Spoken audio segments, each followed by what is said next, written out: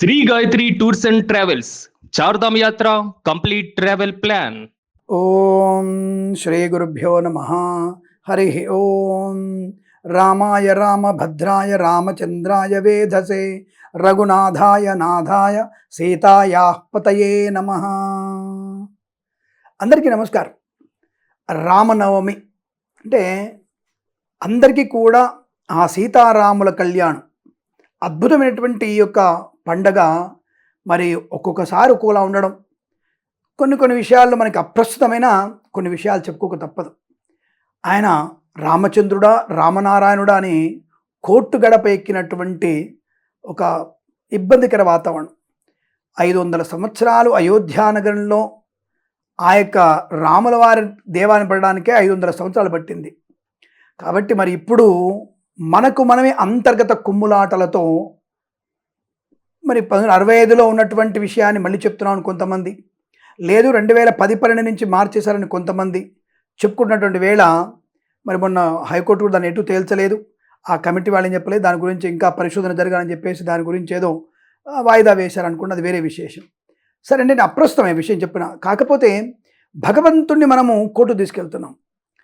ఆయనకున్నటువంటి మనము ఆ నామాలని, ఆ యొక్క ప్రవరని, ఆ యొక్క ఏదైతే భద్రాద్రిలో జరిగినటువంటి ఆ నిత్య కళ్యాణయుక్తమైనటువంటి విషయాలు అలా కంటిన్యూ అయితే బాగుంటుంది. ఎందుకంటే భక్తుల యొక్క మనోభావాలు కొన్ని ఉంటాయి.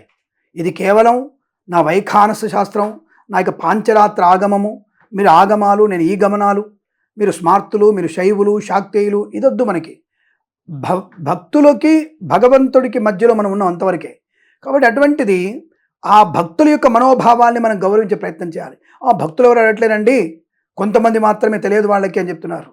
ఇక్కడ ఆ యొక్క తిరుమల వెంకటేశ్వర స్వామికి నక్షత్రం వేరు, రాములవారి నక్షత్రం వేరు, నరసింహస్వామి నక్షత్రం వేరు, వామనుడి నక్షత్రం వేరు, మధుసూదనుడి నక్షత్రం వేరు, కూర్మావతారుడు ఆయన నక్షత్రం వేరు. కాబట్టి ఆయా నక్షత్రాల్లో ఆయన అవతరించినటువంటి సమయాన్ని బట్టి, ఆయన యొక్క రూపాన్ని బట్టి మనకు గోత్రనామాలు మనం ప్రకటించుకున్నాం. ఇక్కడ మనకి రాముడు మనకు దేవుడు, కానీ రాముడు స్వయంగా మానవ ప్రకటితుడు. ఆయన అన్నాడు, నేను మానవుణ్ణే, నేను దేవుడిని కాదని చెప్పాడు. ఆయన అవతారం చాలించే ముందు ఒక గడియ ముందు, 2 గడియల ముందు లక్ష్మణ భగవాన్కు తెలుసు ఆ విషయం. అయ్యో, నేను వైకుంఠానికి వెళ్ళిపోవాలి, అన్నం తీసుకెళ్ళని చెప్పి. అందుకే సీతమ్మ వారు ముందు వెళ్ళిపోతారు, ఆ తర్వాత లక్ష్మణుడు వెళ్ళిపోతాడు. లక్ష్మణుడు ఎవరు అనుకుంటున్నారు? శేషతల్పమే లక్ష్మణుడు, ఆయన ముందు వెళ్తాడు. కానీ రాముడికి ప్రమాదం ఉందని తెలుసు ఆయనకి. రాముడికి మరణం ఆసనం ఉందని తెలిసినవాడు ఫస్ట్ లక్ష్మణుడే, అయినా సరే చెప్పడు. కాబట్టి ఇలా మనకి ఈ అవతారము మానవావతారం, మనుష్యావతారం. కాబట్టి ఈయనకి మనము రఘుమహారాజు పుత్రుడిగానే, ఆ వంశములో సూర్యవంశంలో పుట్టినటువంటి దశరథ పుత్రుడిగా, అలాగే రఘుమహారాజు మనవడిగా, రోమహర్షుని మునిమనుడిగా చూస్తాం తప్ప ఆయన విష్ణుమూర్తిగా చూసేటువంటి ఆచారం లేదు. ఈ విషయాన్ని భక్తులందరూ తెలుసు, సంకల్పంలో చెప్తాం. ఇక్కడ నారాయణుడు అనేటువంటి శబ్దాధిక అవసరం లేదు. ఆయన స్వరూప నారాయణం. ప్రతిదీ ఏ దేవుడు నమస్కారం చేసినా కేశవం ప్రతిగచ్చతి, సర్వదేవ నమస్కార కేశవం ప్రతిగచ్చతి. అలాంటిది ఎవరికి నమస్కరించినా ఇది కేశవుడికి చెందుతుంది. కాబట్టి నువ్వు విష్ణుమూర్తివి, నువ్వు శివుని పూజిస్తావు, నీ శాక్తేయుడివి, అక్కడ ఏం లేదు. మనం అనుకున్న ఆ రూల్స్ మనం పెట్టుకున్నాం. ఇక్కడి నుంచి మనం తిరుమల వెళ్ళాలి. తిరుమల వెళ్ళడానికి మెట్ల మార్గాలు 2 ఉన్నాయి. ఒకటి సరిపోదా? ఒకటి అలిపిరి దగ్గర ఒకటి, ఇంకో శ్రీవారి మెట్టు, 2 ఉన్నాయి. అట్లా ఎందుకు 2 మార్గాలు? ఆయన చేరుకోవడానికి ఏ మార్గమైనా సరే. అడవిలోంచి పడి వాళ్ళు కూడా ఉన్నారు. అడవిలోంచి అనేక పులుడు సింహాలు వచ్చేసి ఆ దూరంగా ఉండే ఆ స్వామిని చూసేటువంటి మృగాలు కూడా ఉన్నాయి. రాత్రిపూట అవి కూడా సంచరిస్తాయి, అవి కూడా దర్శనం చేసుకుంటాయట. కాబట్టి భగవంతుడు చేరుకోవడానికి అనేక మార్గాలు. దాని శాక్తేయము, అమ్మవారు, శైవుడు, స్మార్తుడు, వైఖానసాగమం, పాంచరాత్రాగమం, ఆ వైష్ణవులలో మరి 2-3 రకాలు, ఇలా అనేకం ఉంటాయి. కాబట్టి ఆ నారాయణుణ్ణి ఎక్కడ పూజ అక్కడే పూజించాలి. ఆయన అక్కడ పుట్టాడు, ఆయన వెంకటేశ్వర స్వామిగా అక్కడ వెలిశాడు. నారాయణుడిగా విష్ణుమూర్తి ఉన్నటువంటి అవతారం వేరు, ఆ నక్షత్రాలు వేరు, ఆ తిథి వేరు. లక్ష్మీనరసింహస్వామి నక్షత్రం వేరు, ఆ తిథి వేరు. ఇలా అన్ని చెప్పుకుంటూ పోతే ఉపన్యాసం అయిపోతుంది. కాబట్టి ఎందుకు మనం కోర్టు వైపు వెళ్ళాల్సిన అవసరం వచ్చింది? ఉన్నదాన్ని ఉంచినట్టుగా ఉంచుతారు. రామచంద్రాయ అనుకుంటా, నష్టం ఏంటి? రామనారాయణ అనేటువంటి పేరుతో కాకుండా రామచంద్ర పరబ్రహ్మణే నమో నమః అని చెప్పవచ్చు కదా. దానివల్ల నష్టమే వచ్చింది? గోత్రాలు మార్చాల్సిన అవసరం వచ్చింది? సరే అదొక మీమాంస, కోర్టులో ఉంది కాబట్టి మనం మాట్లాడుతుంటాయి. మళ్ళీ వాళ్ళ కోర్టు జడ్జిలు వచ్చేసి మీ దేవుని అడుక్కోండి అంటారు. తప్పు, మనం అలా మాట్లాడకూడదు, ప్లీజ్ ఏమనుకోకండి. సరే ఏదేమైనా మరి ఇప్పుడు స్వామి మీరు ఏం చెప్తున్నారో అర్థం కావట్లేదు, కాంట్రవర్సీ తీసుకెళ్తున్నారా? లేదండి. వివాహం ఎప్పుడు చేసుకోవాలి? మనది కాదండి, రాముల వారిది. ఆయన వివాహం ఎప్పుడు? సీతారామచంద్రుల వివాహం ఎప్పుడు అని అడిగితే, భద్రాద్రిలో వైష్ణవ ఆగమ శాస్త్రప్రకారం జరిగేటువంటి వివాహాన్ని అందరూ మనం ప్రామాణికంగా తీసుకుంటాం. కానీ ఈ శాస్త్రోక్తంగా స్మార్తులకు ఒక తిథి ఉందిగా. అంటే ఏమిటి స్వామి అంటే, సూర్యోదయంలో నవమి, మధ్యాహ్న కాలంలో నవమి ఉన్నదాన్ని వివాహానికి అభిజిన్ లగ్నంలో ఉండాలి ముహూర్తం. ఆయన పుట్టింది అభిజిన్ లగ్నంలో, పునర్వసు నక్షత్రంలో ఆయన జననం అప్పుడు జరిగింది, ఆయన వివాహం కూడా అప్పుడు జరుగుతుంది. కాబట్టి ఆ విషయాన్ని గమనించుకోండి. కాబట్టి ఇక్కడ చైత్ర శుద్ధ నవమి రోజు సూర్యోదయాంతో పాటుగా మధ్యాహ్న వ్యాప్తి వరకు ఉండాలి. అభిజిన్ లగ్నంలో ముహూర్తం ఉంటేనే వివాహం. ఇది స్మార్తులు ఆచరిస్తారు, సూర్యోదయ తిథి లెక్క పెట్టుకుంటారు వాళ్ళు. కాబట్టి 26వ తేదీ పండగ స్మార్త సంప్రదాయ ప్రకారం చేసిన వాళ్ళు ఇంట్లో రాములవారి కళ్యాణం చేసుకొని పోయేదేం లేదు. నిత్య కళ్యాణోత్సవుడు ఆయన, నిత్య కళ్యాణం జరుపుకునేటువంటి వారు ఆయన. కాబట్టి 26వ తారీఖు వివాహం చేసుకోవచ్చు. కానీ భద్రగిరి వాసుడు కాబట్టి త్యాగరాజస్వామి ఆరాధించినటువంటి ఆ ప్రతి పదంలో రామచంద్ర ప్రభు అని ఆయన ఊటంకించాడు. అటువంటి భద్రగిరి పైన రామచంద్రుల వారి సీతారామచంద్రుల కళ్యాణ మహోత్సవం అంగరంగ వైభవం, ప్రపంచానికి తలమానికం. కాబట్టి 27వ తేదీ మనము వైష్ణవ సంప్రదాయం అయినా సరే జరిగేది సీతారాముల పెళ్లిగా, కాబట్టి అక్కడ మనం చేసుకోవచ్చును. స్మార్త సంప్రదాయ ప్రకారం స్మార్త సంప్రదాయాన్ని పాటించే వాళ్ళు 26వ తేదీ ఈ యొక్క స్వామివారి గురువారం రోజున ఈ స్వామివారి వివాహ ఘట్టాన్ని చేసుకుంటారు.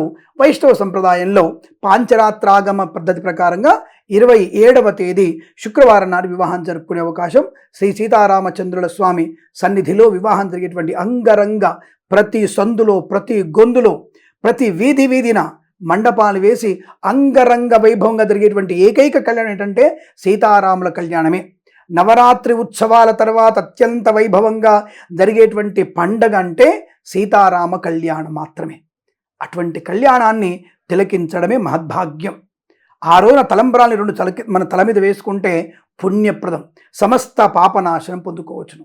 ఈరోజు ఆ కళ్యాణం తిలకించాలి. అలాగే స్వామివారిని మన ఇంట్లో కూడా తప్పకుండా ఆ స్వామిని పూజించి రామభద్రాయ రామచంద్రాయ వేదజనటువంటి రామనామ జపం చేస్తూ ఆ స్వామిని స్ఫురుసూక్త విధానంగా పూజిస్తూ, అది రాని వాళ్ళు నమో నారాయణాయ నమః, నమో శ్రీ రామచంద్రాయ నమః, నమో భగవతే వాసుదేవాయ పరమేశ్వరాయ కూడా అనుకోవచ్చు.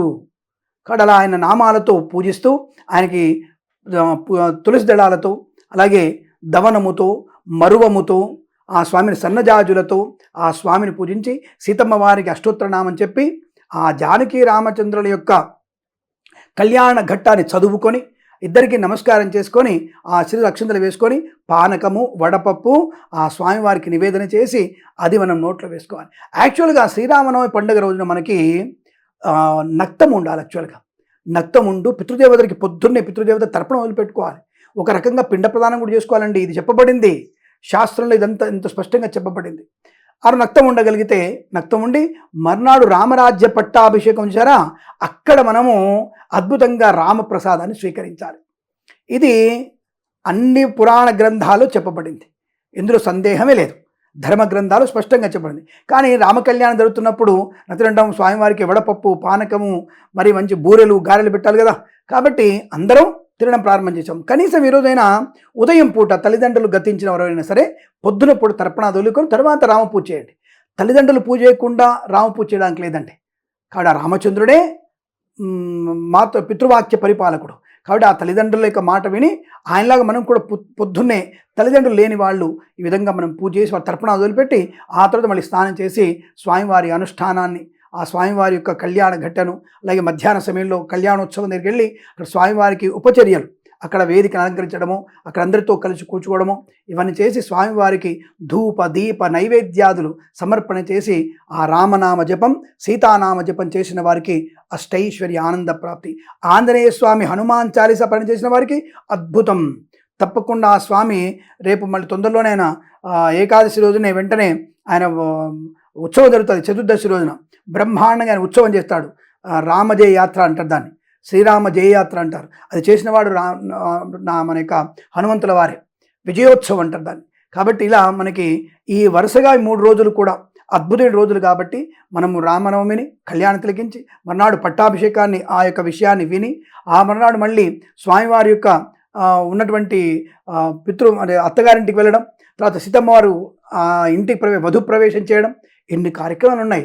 కాబట్టి 29వ తేదీన జరిగేటువంటి మన ఘట్టం రామ భట్టాభిషేకం, రాముని యొక్క విజయోత్సవం ఇవన్నీ చూసి ఆనందమయ జీవనాన్ని పొందాలి. కాబట్టి ఈ వారం మొత్తం కూడా దాదాపుగా 30వ తేదీ వరకు 31వ తేదీ వరకు మనం ఈ రామనామ జపాన్ని చేస్తూ ఆనందమయ జీవనాన్ని పొందాలని, ఇలా చేసిన వారికి ఆ రామచంద్ర స్వామి భద్రగిరీశుడు సీతారామచంద్ర ప్రభువు యొక్క అనుగ్రహాన్ని పొందుకొని, పెళ్లి కాని వారికి పెళ్లి తొందరగా అయిపోయి, సంతానం లేని వారికి శుభ సంతానం కలిగి అఖండమైనటువంటి అన్యోన్య దాంపత్య సుఖజీవనాన్ని పొందుకొని అష్టైశ్వర్య ప్రాప్తి పొందాలని కోరుకుంటూ సర్వేజన సుఖినో భవంతు.